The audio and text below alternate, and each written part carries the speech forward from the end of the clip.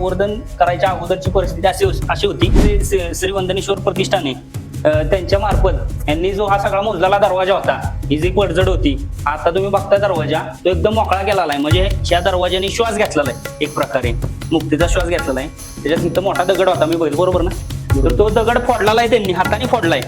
आणि ते दगड फोडलेले मागच्या बाजूला दाखवा, हे दगड फोडलेले इकडे त्यांनी हे सगळं लावलेलं आहे बरोबर. इथं हे सगळं संवर्धन केलेले, पायऱ्या केलेल्या आहेत, पायऱ्या पण नव्हत्या इथं, त्या सगळ्या पायऱ्या आहेत, त्या पायऱ्या पण त्यांनी केलेल्या आहेत. तर अजून त्यांच्याकडून जाणून घेऊया. आपल्याला गणेश बाबर जे दादा आहेत ते आपल्याला या गडाबद्दल माहिती सांगणार आहेत, तर आपण ऐकूया. जय श्रीराम, जय शिवराय. मी गणेश बाबर, आपलं श्री शिववंदनेश्वर प्रतिष्ठान सन 2016 पासून या वंदनगडावरील संवर्धनाचं कार्य करते. आज आपण जे आहोत तो वंदनगडाच्या महादरवाजामध्ये आहोत. हा समोर दिसतो हा वंदनगडाचा महादरवाजा. म्हणजे हा गडाचं बांधकाम सुमारे आजपासून 1000 वर्षापूर्वी शिलाहार राजा दुसरा भोज यांनी हा किल्ला चंदन आणि वंदन हे दोन्ही किल्ले बांधलेले आहेत. जसं पन्हाळ्याचं बांधकाम आहे त्याचीच प्रतिकृती म्हणून हा किल्ले वंदन बांधलेला आहे. गडावरती गडाच्या महादरवाजामध्ये गणपती आहे, सहस्त्रदल कमल आहेत, त्याचबरोबर बेलाचं पान कोरलेले आहेत महादरवाजामध्ये.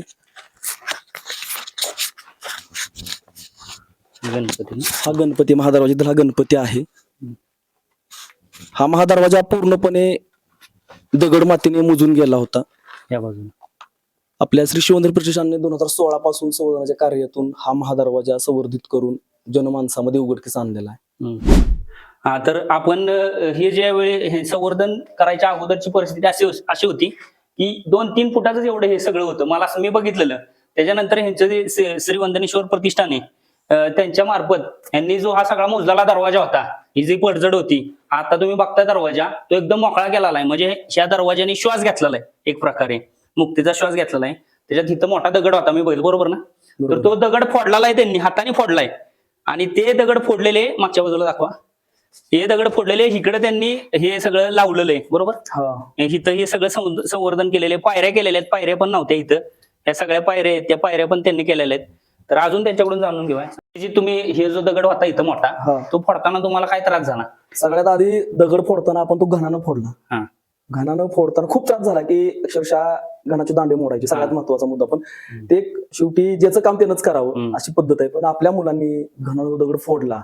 फोडल्यानंतर परत आधी मोठा दगड मोठा जवळजवळ नाही, म्हणजे त्या शिळेचं वजन 2 टनाच्या आसपास त्या शिळेचं वजन होतं. मी पण बघितलेलं आहे. तर तो ना तो जोक साधा एवढासा दगड उचलताना आताच्या मुलांना त्रास होतोय. 2 टनाचा दगड फोडायचा होतो आपल्याला. दगड फोडताना आपल्या सगळ्या मुलांनी तो घन सुतकी त्यानं फोडलेला आहे. परत त्याचे मोठे मोठे औषध गणानं म्हणजे आपलं हातोडा असतो मोठा गण, तो हातोड्याने ते हात वगैरे सगळं गायला झाले असतील. हाताला फोड आलते मुलांचा.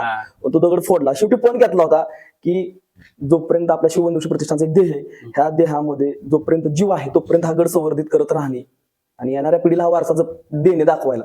तो दगड फोडला, त्याचे जे मोठे नंतर तुकडे निघाले ते आपण बांधून बाहेर काढलेले, दोरीने बांधून उचलून असे लावले त्या बाजूला. त्याच्यानंतर त्याच्या खालची माती, परत काही प्रसंगी दगड मोठे मोठे दगड उचलत नव्हते, मग त्याचं मातीचा रॅम्प करून घसरत बाहेर काढले आपण. आणि म्हणजे ज्यावेळी तुम्ही संवर्धनाची सुरुवात केली ती पहिले ह्याच्यापासून केली, ह्या दरवाजापासून केली. ह्या दरवाजाचं नाव काय? हा गडाचा महादरवाजा. महादरवाजा म्हणजे सगळ्यात महत्वाचं की महादरवाज्यांना यांनी मुक्त केलं. म्हणजे मातीपासून आणि दगडांपासून जो मुजला होता, म्हणजे श्वास दिला तो महादरवाजाला, गडाला श्वास दिला तो महादरवाजाला. त्याच्यानंतर ह्यांनी पुढे गेले, तिथून पुढे भोज दरवाजा लागतो. भोज दरवाजा. मग तिथं पण अशीच परिस्थिती. भोज दरवाजा तर पूर्णपणे त्यात जाता येता पूर्ण बंद, जाणं येणं पूर्ण बंद. दरवाजाच्या बाजूने रस्ता होता, तिथून माणसं जायची तटबंदीवरून चढून. मग तो दरवाजा आपला जवळजवळ 6 महिने दरवाजा मोकळा करायचं काम चालू होतं. तो आणि ह्या दरवाजाला मोकळं करायला किती महिने लागले? हा दरवाजा मोकळा करायला कमीत कमी 7 ते 8 महिन्यापेक्षा जास्त कालावधी लागलेला आहे. कारण आपलं काम आठवड्यातून एकच दिवस गडावरती काम चालतं. कंटिन्यू आपण काम करू शकत नाही, त्याच्यामुळे एवढा कालावधी लागला. म्हणजे 8 दिवस येऊन 8 दिवसात, म्हणजे जसं की इथे ही सगळी काम करणारी मुलं आहेत, काम करून 8 दिवसात 1 दिवस सुट्टी घ्यायची. आणि जो सुट्टीचा दिवस आहे, जसं म्हणतात की फिरायला जाऊन आपण जी मजा करतो ना, ती यांनी शिवाजी महाराज, संभाजी महाराज, खरी जर म्हणायला गेलं ना, तर ही संभाजी महाराज आणि शिवाजी महाराजांची रक्तपिढी ही खरी. कारण की ह्यांनी जी आहे ना काम करून हे संवर्धन केलेलं आहे ना, ते अगदी शब्दात व्यक्त करू शकत नाही, असं अप्रतिम काम या वंदनेश्वर प्रतिष्ठानने केलं. दरवाजावरती जरी सध्या आक्रमण झालंच तरी या पाठीमागे संरक्षण असते. ह्याच्यात आज जे म्हणजे मावळे जे बसणारे आहेत, आजकाल जर तुम्ही एखाद्या कंपनीचं जर पोस्ट पाहिलं, त्याला चेक पोस्ट म्हणतो आपण, मेन गेट, त्या मेन गेट वरती जो जो सिक्युरिटी इंचार्ज असतो म्हणजे बसतो. संरक्षक हा. असतात जे.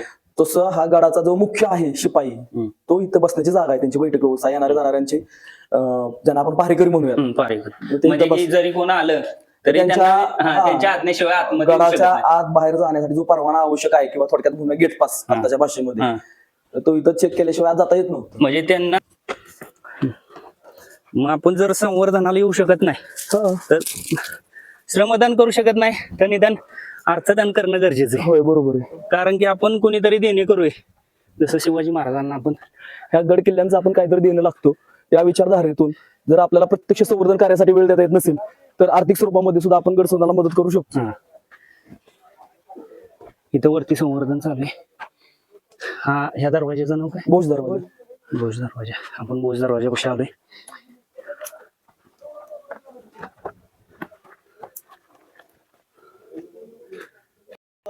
सो 2000 तसंच आहे पूर्ण. 2016 पासून ते असंच आहे उभं. त्याला आपण बाहेर नाही केलंय, त्याच्यामध्ये चालू. आज या ठिकाणी दिसतंय तुम्हाला पारेकरांच्या देवडीची जी कमान आहे तर ती कमान निष्ठत आली आणि अजून किती दिवस ती साथ देईल आपल्याला सांगता येणार नाही. महाराजांच्या गडकिल्ल्यांचं आयुष्य हे त्यांनी ज्यावेळी हिरोजींना विचारलेलं की किती वेळ टिकतील तर त्यांनी सांगितलेलं जोपर्यंत सूर्यचंद्र आहेत तोपर्यंत टिकतील आणि 100% ते खरंय. हे टिकले पण असते सूर्यचंद्रापर्यंत, पण त्याच्यावर येणारी झाडं ही वेळच्या वेळी काढली असती आणि त्याचा जर मेंटेनन्स वेळच्या वेळी केला असता तर ही 100% टिकली असती. पण मागच्या पिढीनं थोडंसं दुर्लक्ष केल्यामुळं आज हे झाडाच्या मुळ्या जशा मोठ्या होत जातील तशी तशी दगडी त्यांची जागा सोडत जाणार आहेत. आज ती पडू नये ह्यासाठी त्या ठिकाणी कमान आपण लोखंडानी दुर्गसेवकांनी त्याला ही द्यायचा प्रयत्न केलाय. पण सरकारनं ह्याच्याकडे लक्ष दिलं पाहिजे. ह्याचे जर नंबरिंग केले आणि नोंदी सरकार दरबारी लिहून ठेवल्या, जरी भविष्यात हे पडलं आणि गव्हर्नमेंटकडून आपल्याला जर चांगला निधी आला तर या ठिकाणी आपण पुन्हा जशी आहे तशा पद्धतीची कमान बांधू शकतो. पण सरकार आपलं एवढं उदासीन आहे की गड आज वन विभागाच्या अखत्यारीत आहे तर पुरातत्व विभाग त्याकडे बघणार नाही आणि वन विभागाच्या अखत्यारीत आहे तर वन विभाग तुम्हाला इथं पाऊल ठेवायचं असेल तरी त्यांची परवानगी घेऊन किंवा काय काम करायचं असेल तरी त्यांची परवानगी घेऊन माग काही ठिकाणी वन विभागानं चुकीच्या माहितीच्या आधारे इथं काम करणाऱ्यांवर गुन्हे पण टाकले. मग अशा गोष्टी पण होत राहतात. तर प्रशासनाला सरकारला आपली विनंती आहे की ह्या पडझडीकडे लक्ष द्यावं, त्याचं दुरुस्ती करावी किंवा काही नाही करू शकला तर ह्याचं नंबरिंग करून तुमच्याकडे त्या डाटा रेकॉर्ड मध्ये तर ठेवावं. जर भविष्यात कधी जर हे पडलं तर त्या नंबरांच्या आधारे रेकॉर्डच्या आधारे त्या दगडांवर जर नंबर दिले तर पुन्हा आपण हाय अशा पद्धतीनं उभं करू शकतो. आपण आलोय ना आता ही वास्तू पारेकरांची देवडीची सुरुवात जिथून आपण केली तिथून तुम्ही आता खाली महादरवाजा बघितला असेल, भोज दरवाजा बघितला असेल. आता ही पारेकरांची देवडी जी तुम्हाला दिसते तर ही जी हाईट आहे ना ह्या हाईट पर्यंत पूर्ण मातीनं मुजलेली. ज्यावेळी लोक यायची त्यावेळी अशी पालखी आपली पहिल्या पालखीचा व्हिडिओ पण असेल तिथनं वाकून यायला लागत होतं. ही जी माती दिसते हा थरापर्यंत माती होती. मी तुम्हाला याचा फोटो पण पाठवतो जुनं. इथपर्यंत मुजलेलं होतं. आपण इथली माती काढली, खालच्या साईडला निम्मी अर्धी, वरच्या साईडला निम्मी. इथं जी दगडी वगैरे भिंत रचली ना तर ती आपण इथल्या दगडांची मातीची काढून आपण त्या ठिकाणी रचलेली. साधारण दोन एक वर्ष काम झालं पण तेवढ्यात हा एवढा सगळा पॅसेज 2 वर्ष लागले हे सगळं मोकळं करायला. हो. आणि ह्या ठिकाणी असलेली मोठी दगडी वगैरे होती ना तर ते ड्रिल मशीन आपण त्याला होल करायचो आणि त्यात ते पावडर टाकायचो. मग ती दगड तडकल तशी फोडून फोडून आपण ही वाट बनवतो. तशी होती का तडाख्यासारखी? 5 किलो मेहनत पण आहे आणि पैसा पण आणि जे कोण आहेत ना पुण्याचे, आता मला नाही माहित ऋषीच्या परिचयाचे, तर त्यांनी आतापर्यंत आपल्याकडून 1 रुपया पण घेतला नाही. जेवढी पावडर लागेल तेवढी पावडर आपल्याला त्यांनी फुकटमध्ये दिली. महेंद्र निकम म्हणून व्यावसायिक आहेत, त्यांनी आपल्याला फुकटमध्ये नंतर ह्या ज्या आपण आता हे पोल केलेत ना ही वास्तू पडण्यासारखी आहे म्हणून त्याला आधार राहावा म्हणून काही दुर्गसेवकांनी महाराष्ट्रात विविध दुर्ग संवर्धन संस्था आहेत त्यापैकी काही दुर्ग संवर्धन संस्थांनी ह्या ठिकाणी हे केले. आज आपण आहोत किल्ले वंदनगडावरील पहारेकरांच्या देवडीमध्ये. आताच आपल्या लक्षात उत्तमरित्या गड पडझड का झाली ह्याची माहिती सांगितली. पण त्याच्या पाठीमागचं एक प्रमुख कारण होतं 1818 ज्यावेळेस मराठा साम्राज्य संपलं ह्या गड किल्ल्यांच्या साथीनं शिवछत्रपतींनी हिंदवी स्वराज्य निर्माण केलं आणि 5 चित्त केल्या. हे इंग्रज जाणून होते म्हणून 1818 ज्यावेळेस अखंड हिंदुस्थानामध्ये ब्रिटिशांचा युनियन जॅक फडकला गेला त्यावेळेस ब्रिटिशांनी हे महाराज गड किल्ले जाळले. पहिल्यांदा गड किल्ल्यांना खांत्या लावल्या, खांत्यासाठी लावल्या, गड किल्ल्यावरती धन पुरून ठेवलं होतं, काढण्यासाठी खांत्या लावल्या गेल्या. त्यानंतर गड किल्ले जाळपोळ केली. त्यानंतर त्या तोफा बाहेरच्या बाजूला टाकलेल्या होत्या, त्या गडावरती टाकल्या. गड किल्ल्यांचे महादरवाजे असतील गडावरील वास्तू नामशेष केल्या. का तर ह्या गड किल्ल्यांच्या साथीने शिवछत्रपतींनी पाची पाचशाह्या चित करून हिंदवी स्वराज्य निर्माण केलं. हा मुख्य हेतू त्यांची मनाशी धरून महाराष्ट्रातील गड किल्ले पाडले. कारण ह्या गड किल्ल्यांच्या साथीनं पुन्हा मराठा समाज एकत्र येऊ शकतो आणि इंग्रज सत्तेला शह देऊ शकतो. हे एक मुख्य कारण सगळ्यात पहिलं. आणि त्याच्यानंतर नाना विविध किल्ल्यांकडे दुर्लक्ष झालं. गडावरचा कारभार जमिनीवरती खाली गेला, त्यामुळे गडावरती पूर्ण दुर्लक्ष झालं. गडांवरती झाडी वाढली, त्याच्यामुळे खालीपर्यंत गेल्या. निदान मागच्या पिढ्याने त्या झाडी जरी उपटल्या असती नुसती तरी ह्या गडाच्या तटबंदी शाबूत राहिल्या असत्या, पाणी काढायला मार्ग करून दिला असता, तरी ह्या सगळ्या व्यवस्थित राहिल्या असत्या. हे गड किल्ले पडण्याचं एक कारण झालं. पण ह्या गडाचा इतिहास एवढा मोठा आहे की शिलाहार राजा दुसरा भोज यांनी 11व्या शतकामध्ये या गडाचं बांधकाम केलेलं आहे. त्याच्यानंतर आदिलशाही, निजामशाही, कुतुबशाही यांच्याकडे हस्तांतरित किल्ला होत गेलेला आहे. प्रतापगडाच्या पायथ्याला मार्गशीर्ष शुद्ध सप्तमीला शिवछत्रपतींनी आदिलखानाचा वध केला आणि दुसऱ्याच दिवशी किल्ले चंदनवंदन आणि तत्कालीन किल्ले चंदनवंदन प्रांतातील 55 गावांचा मुलूक स्वराज्यात घेतला. आज ती 55 गावं सातारा जिल्ह्यातील 3 तालुक्यामध्ये विभागलेली आहेत. त्या मुलूक स्वराज्यात घेतला. त्याच्यानंतर गडावरती महाराणी ताराबाईंचं वास्तव्य लाभलेलं आहे. गडाला छत्रपती संभाजी महाराजांचं वास्तव्य गडावरती लाभलेलं आहे. महाराणी ताराबाईंच्या काळामध्ये ज्यावेळेस औरंगजेबाचा तळवाई प्रांतामध्ये ज्यावेळेस होता, त्यावेळेस लष्करी ठाणं हे ताराबाईंच्या काळामध्ये, महाराणी ताराबाईंच्या काळामध्ये मुख्य लष्करी ठाणं होतं. त्याच्यानंतर छत्रपती शाहू महाराज म्हणजे अखंड हिंदुस्थानावर त्यांनी स्वराज्य, हिंदवी साम्राज्य म्हणजे शहाजीराजांचं स्वप्न आणि जिजाबाईंचं स्वप्न ज्यांनी त्यात प्रत्यक्षात उतरवलं.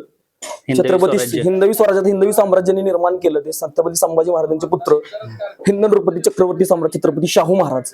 ते ज्यावेळेस 1707 औरंगजेबाचा मृत्यू झाल्यानंतर मोगल कधी सुटून आले, त्यावेळेस त्यांनी पहिल्यांदा वंदन घेतला आणि नंतर अजिंक्यताराकडे कूच करून अजिंक्यतारा ताब्यात घेतलेला.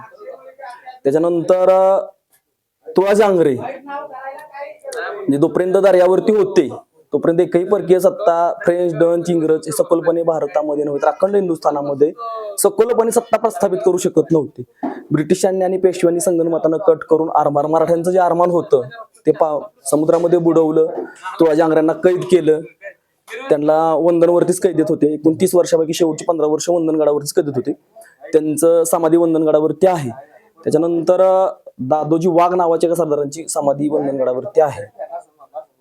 म्हणजे महाराष्ट्राच्या इतिहासामध्ये वंदनगडाचं खूप महत्व आहे. हा, चंदन आणि वंदन दोन्ही पण. आणि हे अशा पद्धतीच्या वास्तू आहेत ना, खूप आता कमी गड किल्ल्यांवर बघायला मिळतील. त्यापैकी वंदनगड एक आहे की जिथं महादरवाजा सुस्थितीत आहे, फौज दरवाजा सुस्थितीत आहे, पारेकरांच्या देवड्या सुस्थितीत आहे. ही जी रचना बघतोय अशी रचना पन्हाळ्यावर पण आहे. प्रति पन्हाळ्याचं बांधकाम म्हणू शकतो. पन्हाळ्यावर ह्याच्यापेक्षा मोठ्या स्केलवर आहे. आपल्या इथं थोडस छोट्या प्रमाणात आहे, पण बघण्यासारख्या अवस्थेत अजून पण आहे. आणि बऱ्याच लोकांचा म्हणजे कसं झालेलं, आपल्याच भागातल्या लोकांचा समज ह्या गड किल्ल्याकडे बघायचा असा होता की चंदनवंदन म्हणजे काय, चंदनवर पण मशीद आहे, वंदनवर पण मशीद आहे. पण लोकांनी एक मस्जिद फक्त बघितली, पण दुर्लक्ष काय केलं, महादरवाजावर गणपती आहे, इथं पण वंदनेश्वर महादेवाचं मंदिर आहे, पलीकडे चंदनेश्वर महादेवाचं मंदिर आहे, काळूबाईचं मंदिर आहे, पलीकडे मारुतीचं मंदिर आहे. मग एवढी सगळी मंदिरं असताना तुम्ही फक्त त्या मस्जिदचा उदो केला. आधी लोक इथं ज्यावेळी मुलं ज्योत आणायला यायची तर लोक त्यांना पण म्हणायची कुठनं ज्योत आणली, मस्जिदनं पेटवून आणली का. लोकांना माहितच नव्हतं की असं एवढा मोठा किल्ला या ठिकाणी किंवा मंदिर वगैरे. तर आता लोकांना समजायला लागले. आता आपण जसं बघितलं की ह्याची पिंपरी चिंचवड, पुणे तिकडून एक बस भरून लोक इथं गड बघण्यासाठी आलेली. तर आता हळूहळू बदल होत चाललाय. मग हे बघताना आम्हाला पण भारी वाटतं की आपण ज्यावेळी करत होतो त्यावेळी आम्ही म्हणायचो पण करतोय आपण एवढं सगळं, पण कोण येईल का, कोण ही होईल का. हा. तर आता भरपूर लोक येतात, तर ते बघून पण भारी वाटतं की आपण काहीतरी केलं तर लोकांना बघायसाठी काहीतरी राहिले. तर आता आपण ज्या ठिकाणी उभं आहे ना, हा चुन्याचा गहाणा आहे. तर चुन्याचा गहाणा हा मुख्यतः कुठल्याही जरी गडावर गेला तर त्या ठिकाणच्या महादरवाजा किंवा एखाद्या दगडी वास्तूच्या जवळच असतो. त्याचं कारण असे, ह्यात दगडी चाक असायचं, मध्ये इथं खांब असायचा आणि त्या खांबाला मोठा एखादा कळक लावून त्या ती चाक फिरवण्यासाठी कडला एक बैल झुपला जायचा आणि त्या बैलाच्या द्वारे हे चाक फिरवलं जायचं. आणि ह्यामध्ये मग गुळ, शिस, बेल परत ते डाळींचं ज्या चिकट असतात अशा पद्धतीचं मिश्रण केलं जायचं आणि ते मिश्रण मग जसं त्यांनी सांगितलं तर त्या मिश्रणाला भरपूर आयुष्य होतं. आता जे सिमेंट बघतोय ना आपण तर त्या सिमेंट पेक्षा ती सिमेंट एवढं प्रभावी होतं की जुनी जी मंदिरं वगैरे आहेत अजून घाट बनलेले आहेत तर ते अजून पण एवढे मजबूत पक्के काय आहेत तर त्याच्यामुळे. आणि आता कसं ते मिक्सर असतात ते हे करायसाठी सिमेंट मिक्स करायसाठी तर तशा पद्धतीचा जुन्या काळातला मिक्सर ह्यात मग ते चुना आणि ते दगडीचा फिरत जसं जाईल तसं तो एकजीव होत जायचा आणि ते मिश्रण अजून घट्ट व्हायचं. तर ते चुन्याचा जो ढेकूळ बनल का नाही तर तो वाहत्या पाण्यात ठेवायचे आणि मग जर तो ही झाला नाही इरगाळला नाही तर मग त्याच्यानंतर न कळायचं की बाबा हा चुना हे मजबूत आहे पक्का आहे ते वापरण्यासाठी. हा ह्यातनं जो बनलेला आहे तर ते ढेकूळ तसा ठेवून त्याची ती टेस्ट करायची. खाली बघते बरं का हुशार गेली ती बरं.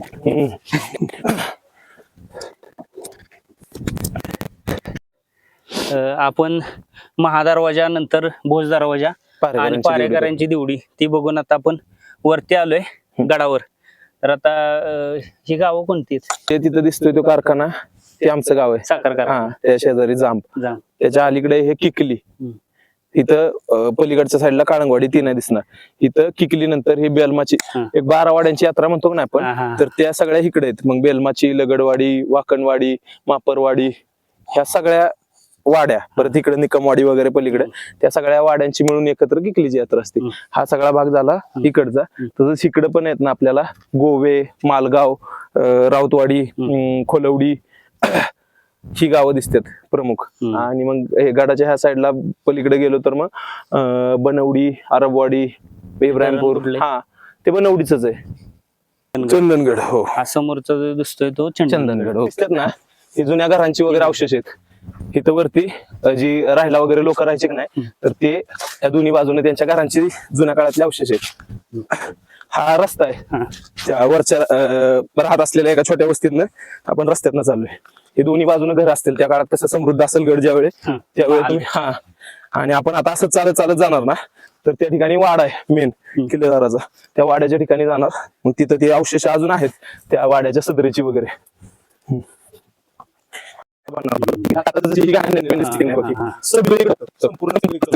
जेवढं जेवढं निघत निघत गेले तसं काढले. ही पण वाट आपल्याला आता वाड्याची दिसते. आधी वाट बिट भेटायच नव्हती अशी झाड हे असं दिसतंय ना ह्या जंगलात काय करणार आहे मला सांग. ही जेव्हा साफ करू तेव्हा इथं पण एक घर निघेल तसं ह्या सगळ्यातनं झाडच होती. अजून पण त्या झाडांचं बघ जी छोटे छोटे डोंगर दिसतात. आपण जे समोर पाहतोय त्या पायऱ्या आहेत आणि त्या पायऱ्या चढून आपण पुढच्या बाजूला गडाच्या वरच्या बाजूस जाणार आहे. वरच्या बाजूस वाड्याचे काही अवशेष आहेत ते पाहून आपण धान्याच्या कोठाराकडे जाणार आहोत.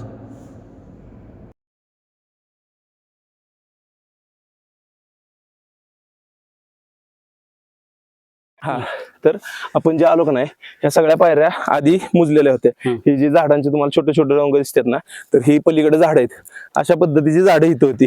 आता त्या सगळ्या पायऱ्यांवरची झाडं काढल्यामुळं ह्या पायऱ्या आणि वाड्याचं जी ही मेन एंटर आहे तर तो आपण चांगल्या पद्धतीनं सुस्थितीत आणण्याचा प्रयत्न केला. आता आत आल्यावर बघ हा वाडा. हा हे पण आहे ना ही जी पलीकडे घाण दिसते का सेम तशी घाण इथं होती. काहीच नाही ह्यात कळणार पण नव्हतं की इथं वाडा आहे वाड्याचं काय अवशेष आहे. ही सगळी झाड हळूहळू हळूहळू काढत काढत आज एकदम चांगल्या स्थितीत बघायला मिळते.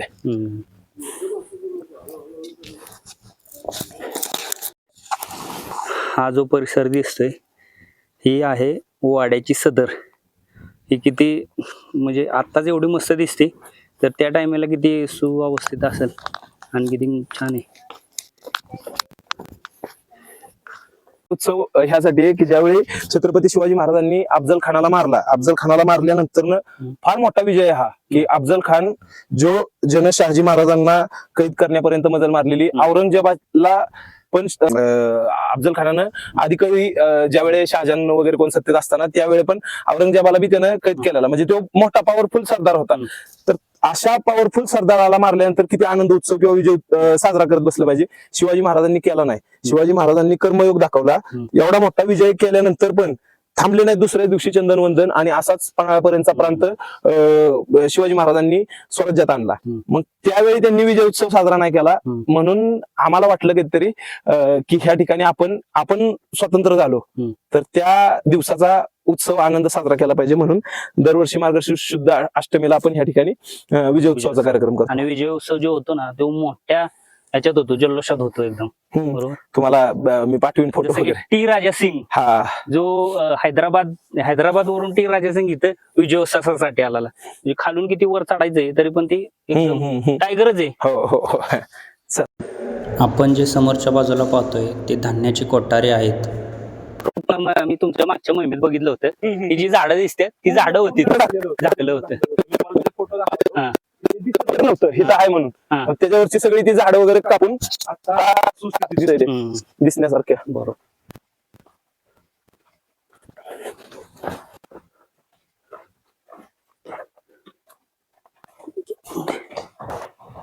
ह्या ठिकाणी आता आपण आपली मोहिमेची साहित्य वगैरे ठेवतो आमच्या शस्त्रांसाठी. आता धान्य कोठाराचा उपयोग शस्त्र ठेवण्यासाठी, संवर्धन शस्त्र ठेवण्यासाठी. आणि याला कैदखाना पण कशावर म्हणू शकतो की ह्या ज्या मशाली ठेवण्यासाठी किंवा मशालींसाठी वगैरे ते दगड ठेवलेत तर नाही तर त्याच्यावरनं पण असू शकतो, किंवा बांधण्यासाठी, किंवा ज्या पद्धतीनं त्याची रचना आहे. आणि हे प्रकाशासाठी वरती त्यांनी खिडक्या वगैरे सोडलेल्या आहेत वरच्या हो हो. आणि बांधकाम किती सटीक आहे बघा, अजून पण आपण बघण्यासारखं बांधकाम आहे. कदाचित ही पण बघ चांगल्या कंडिशन मध्ये येते खालचं वगैरे. हे तुम्ही घेतलं, ही केलंय का? हा हे आमचं आहे. हे कशासाठी? ते बोर्ड लावलेले रे आम्ही हा वास्तूंचे. हे खरं हे पण संवर्धन करायची गरज आहे. बऱ्यापैकी झालंय. इथपर्यंत माती होती म्हणजे इथपर्यंत माती होती. हा विचार कर. मग ही माती काढायची, एक ट्रॉलीची हाईट आहे ना साधारण एवढी असते. इथनं एवढं काढलं की 2 ट्रॉल्या माती काढली, इकडून एवढं 2 ट्रॉल्या माती काढली. म्हणजे ही काढायला किती वेळ गेला? गेल्या 2-3 मोहिमा गेल्या असतील. म्हणजे 3 महिने? 3 मोहिमा नाही. खोली अशा 3 आहेत. तिकडे आपण 2 बघितल्या, आता ही एक, अशा मिळून हो.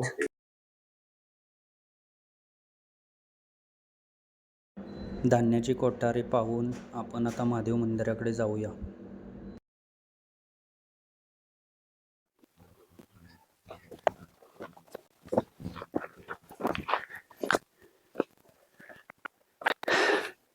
हे महादेवाचं मंदिर ना? हा. हे गडावरचं प्रमुख शिवालय आहे श्री शिववंदनेश्वर महादेवाचं मंदिर. तर ह्या ठिकाणी ज्यावेळी आम्ही आलो पहिल्यांदा तर त्यावेळेचे तुम्हाला मी फोटो दाखवीन. पूर्णपणे गवत वगैरे आलेलं गवतात ती महादेवाचं शिवलिंग. म्हणजे असं काय इथं हे सगळं पडलेलं, वरती तर निवारा नव्हताच. मग त्या अवस्थेत आपण ते बघितलं. मग जरा आपल्याला पण वाईट वाटलं की जे आराध्य छत्रपती शिवाजी महाराजांनी ज्यांना स्मरून ह्या हिंदवी स्वराज्याची सुरुवात केली ते महादेवांचं शिवलिंग अशा बघणं अवस्थेत. मग त्यावेळी जरा आम्ही विचार केला आणि संवर्धनाला सुरुवात केली. मग हळूहळू आज जे दिसतंय सुस्थितीत त्याला निवारा वगैरे इथपर्यंत आपण पोहोचलो. हा जो या ठिकाणी जे आपल्याला शिवलिंग दिसतंय त्यावरून पडणारं पाणी ज्या गोमुखातून जातं ते गोमुख मुजलेलं होतं. तर ते मुजलेलं साफ करताना आपण तिथली माती काढत होतो. तर ती माती काढत असताना आपल्याला नंदी महाराजांची ही जुनी प्राचीन मूर्ती सापडली. आणि हा एक जुना ऐतिहासिक ठेवा ह्या ठिकाणी पुन्हा म्हणजे एक लोकांपुढे आला.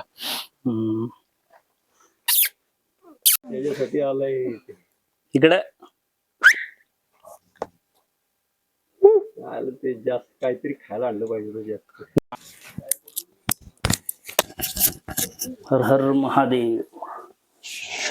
जटाटवीगलज्जल प्रवाह पावितस्थले गले वलंबलंबिदं भुजङ्गतुङ्गमादिकाडमड्डमड्डमड्डमन्निनादवड्डमर्वयं चकार चण्डताण्डवं तनोतु न शिवं शिवम् जटाकटाह सम्भ्रभ्रमन्निलिम्प निर्जरी विलोलवीचि वल्लरी विराजमान मूर्धनि धवद्भगज्जललाट पावके किशोर चंद्रशेखरे रति प्रतिप्रशना मम धराधरेन्द्र नंदिनी विलास बंधु बंधुरस्फुरद्दिकंत संतती प्रमोदमान मानसे कृपा कटाक्ष धोरणी विरुद्ध दुर्धरापदी क्वचित दिगंबरे मनो विनोद मेतु वस्तुनी नमः शिवाय शिवाय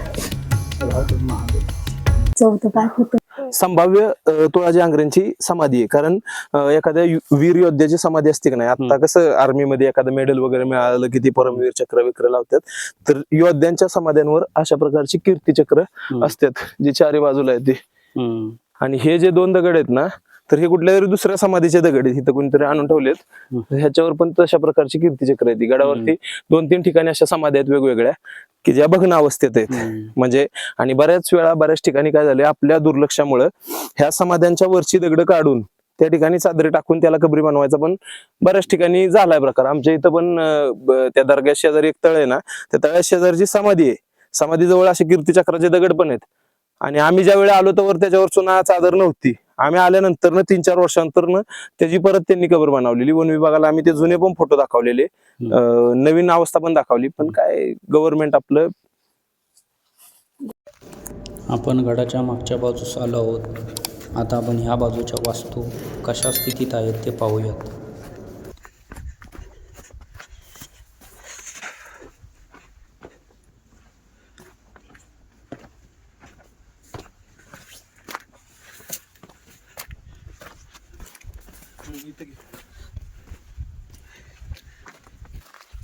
हा दरवाजा कोणता आहे?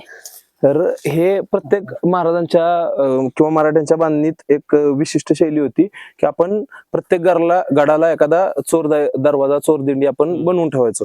तर ह्या ठिकाणी पण आधी आहे ना, हा जसा बुरुज दिसतोय, आपण जसे दरवाजे बघितले तसा इथं पण एक दरवाजा होता. या दरवाजाचा दार अडकवायचं तुम्हाला हे दिसेल नाही का, ह्यात आपण दार अडकवतो, ह्याचा आडना पण दिसेल.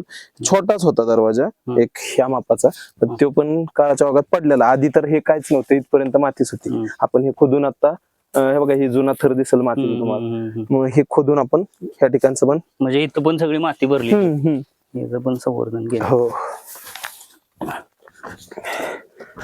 खाली इथून हे काय, हा कोणता दरवाजा? हा पण तोच दिंडी दरवाजा, चोर दिंडी आहे ना, दरवाजांचे विशिष्ट तशीच असते. महादरवाजाच्या नंतर थोड्याच अंतरावर दुसरा दरवाजा का ठेवलाय. तर हा दरवाजा पडला तरी लोक ह्या गुरुजावर वगैरे हे जे दिसतंय त्यातनं तेल वगैरे ओतून पण एवढ्या अंतरात त्या शत्रूला अडवू शकतात युद्धनीतीसाठी. हा, हे बरोबर आहे. इथं पण हे पण जसं की धनुष्य बाणातून मारा करण्यासाठी हे जे होले, हे पण अजून डीप जाऊन बघितलं ना, तर आता इथपर्यंत आल्यानंतर ना एक अजून गोष्ट कळेल. खालनं येणाऱ्या शत्रूच्या इकडं ही आहे, कडा आहे, बुरुंज आहे, इकडे मोकळे आहे. आपल्या तलवारी चालणार आहेत अशा, त्यांच्या चालणार आहेत अशा उलट्या. त्यांच्या तलवारींना आडू शकतो, आपल्या तलवारींना आडू नाही. म्हणजे आपला गाव परफेक्ट बसू शकतो, त्यांचा नाही अडकू शकतो. हा दरवाजा आहे ना, हा दरवाजा इथपर्यंत माती होती, इथं दगड होता, एक लय मोठा दगड होता. तो दगड फोडून आपण मग इथनं हे माती वगैरे काढत गेलोय. तर त्यावेळी आपल्याला मग हे उंबरा वगैरे जे जुन्या काळात ज्या पद्धतीनं होतं तशा पद्धतीने आता बघायला, पाणी जायची व्यवस्था जी केली जुनी ती पण बघायला मिळते या ठिकाणी. अवशेष जे आहेत तशी आहेत बऱ्यापैकी. हो हो हो, इकडे काय पडझड जास्त नाही झालेली. हे बघ बांधकाम कसं आहे, तटबंदी. म्हणजे मला वाटतं हे जसं रायगडावर खालच्या बाजूला चोर दरवाजा त्या पद्धतीने म्हणजे बऱ्याच गाड्यांवर असतात चोर दरवाजा. बरोबर.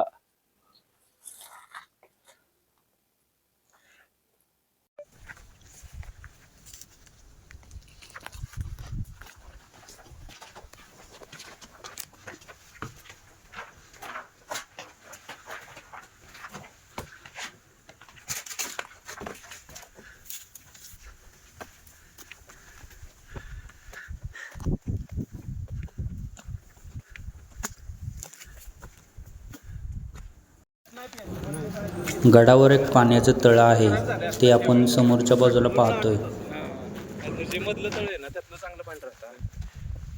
त्याच्या कडेला जी झाडं लावली अक्षय, ह्या तळ्याचं पण तुम्ही काय केलं का?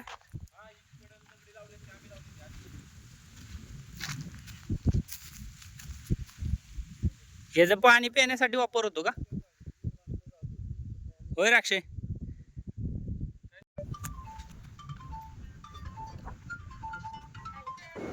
गड पाहून आम्ही आता मार्गस्थ होत आहोत. गडाला खरंच संवर्धनाची गरज आहे आणि संवर्धन करण्यासाठी मदतीची गरज आहे. ज्यांना शक्य आहे त्यांनी नक्की मदत करा.